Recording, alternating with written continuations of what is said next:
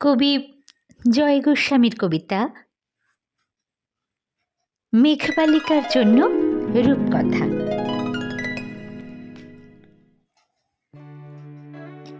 আমি যখন ছোট ছিলাম খেলতে যেতাম মেঘের দলে।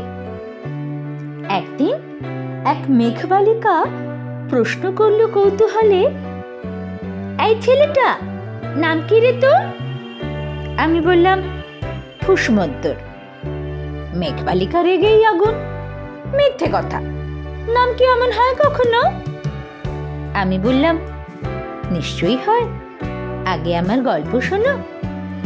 সে বলল শুনবো না যা, সেই তো রানী, সেই তো রাজা, সেই তো একই ঢাল তলোয়ার, সেই তো একই রাজার কুমার পক্ষীরাজে, শুনবো না আর, ওসব বাজে। আমি বললাম তোমার জন্য নতুন করে লিখবো তবে। সে বলল সত্যি লিখবি? বেশ, তাহলে মস্ত করে লিখতে হবে, মনে থাকবে, লিখে কিন্তু আমায় দিবি। আমি বললাম তোমার জন্য লিখতে পারি এক পৃথিবী। লিখতে লিখতে লেখা যখন সবে মাত্র 2-4 পাতা, হঠাৎ তখন ভূত চাপলো আমার মাথায়। খুঁজতে খুঁজতে চলে গেলাম ছোটবেলার মেঘের মাঠে। গিয়ে দেখি চেনা মুখ তো একটিও নেই এ তল্লাটে। একজনকে মনে হলো ওরই মধ্যে অন্যরকম। এগিয়ে গিয়ে বলি তাকেই, তুমি কি সেই মেঘবালিকা, তুমি কি সেই? সে বলেছে মনে তো নেই, আমারও সব মনে তো নেই। আমি বললাম তুমি আমায় লেখার কথা বলেছিলে। সে বলল সঙ্গে আছে, ভাসিয়ে দাও গায়ের ছিলে। আর হ্যাঁ শোনো, এখন আমি মেঘ নই আর, সবাই এখন বৃষ্টি বলে ডাকে আমায়। বলি হঠাৎ এক পশলায় চুল থেকে নখ আমায় পুরো ভিজিয়ে দিয়ে অন্য অন্য বৃষ্টি বাদল সঙ্গে নিয়ে মিলিয়ে গেল খরস্রোতায়, মিলিয়ে গেল দূরে কোথায়, দূরে দূরে। বৃষ্টি বলে ডাকে আমায়, বৃষ্টি বলে ডাকে আমায়। আপন মনে বলতে বলতে আমি কেবল বসে রইলাম ভিজে একসা কাপড় জামায়, গাছের তলায় বসে রইলাম। বৃষ্টি নাকি মেঘের জন্য? এমন সময় অন্য একটি বৃষ্টি আমায় চিনতে পেরে বলল, তাতে মন খারাপের কি হয়েছে? যাও, ফিরে যাও, লেখো আবার। এখন পুরো বর্ষা চলছে, তাই আমরা সবাই এখন নানান দেশে ভীষণ ব্যস্ত। তুমিও যাও, মন দাও গে তোমার কাজে। বর্ষা থেকে ফিরে আমরা নিজেই যাব তোমার কাছে। এক পৃথিবী লিখব আমি, এক পৃথিবী লিখব বলে ঘর ছেড়ে সেই বেরিয়ে গেলাম। ঘর ছেড়ে সেই ঘর বাঁধলাম গহন বনে, সঙ্গী শুধু কাগজ কলম। একাই থাকবো, একাই দুটো ফুটিয়ে খাবো, 2-1 মুঠো ধুলো বালি যখন যারা আসবে মনে, তাদের লিখব, লিখেই যাব। এক পৃথিবীর 100 রকম স্বপ্ন দেখার সাধ্য থাকবে যে রূপকথার, সে রূপকথা আমার একার। ঘাড় গুঁজে দিন লিখতে লিখতে, ঘাড় গুঁজে রাত লিখতে লিখতে, মুছেছে দিন, মুছেছে রাত। যখন আমার লিখবার হাত অসাড় হলো, মনে পড়ল সাল কি তারিখ, বছর কি মাস, সেসব হিসেব আর ধরিনি। লেখার দিকে তাকিয়ে দেখি এক পৃথিবী লিখব বলে একটা খাতাও শেষ করিনি।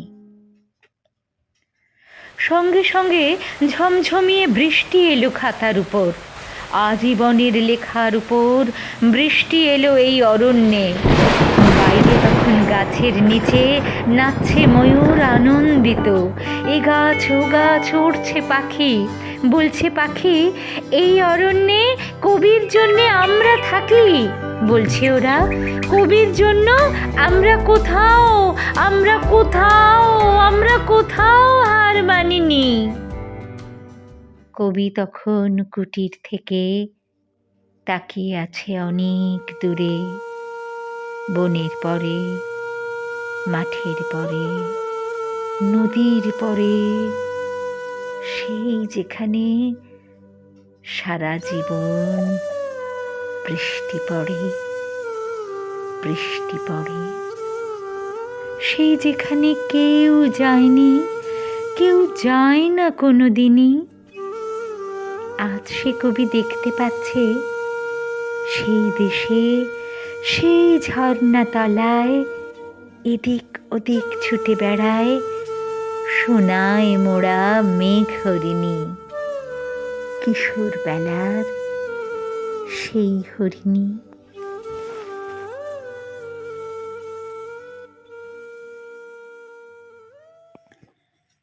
প্রাক্তন লিখেছেন জয় গোস্বামী।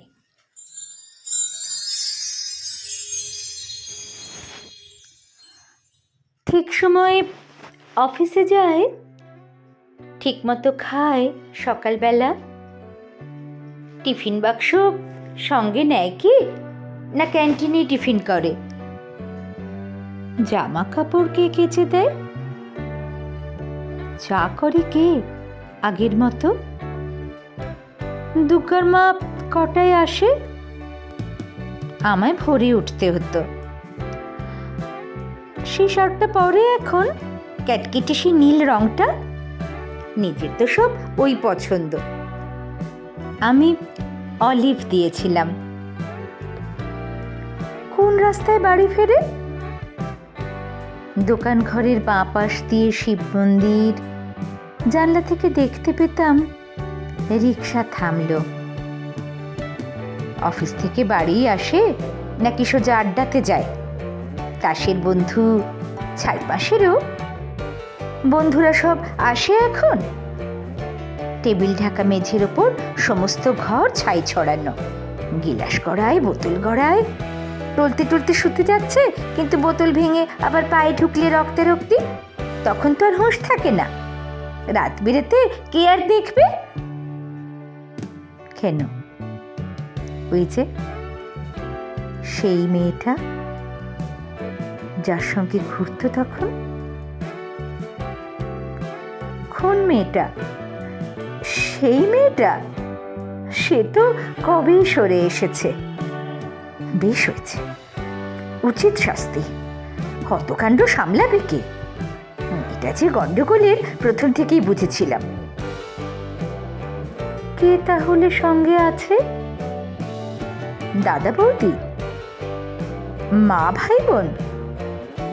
তিন কোলে তো কেউ ছিল না। একেবারে একলা এখন। কে তাহলে ভাত বেড়ে দেয়? কে ডেকে দেয় সকাল সকাল? রাত্রিরে কে দরজা খোলে? ঝক্কি পোহায় হাজার রকম। কার বিছানায় ঘুমোয় তবে? কার গায়ে হাত তোলে এখন? কার গায়ে হাত তোলে এখন?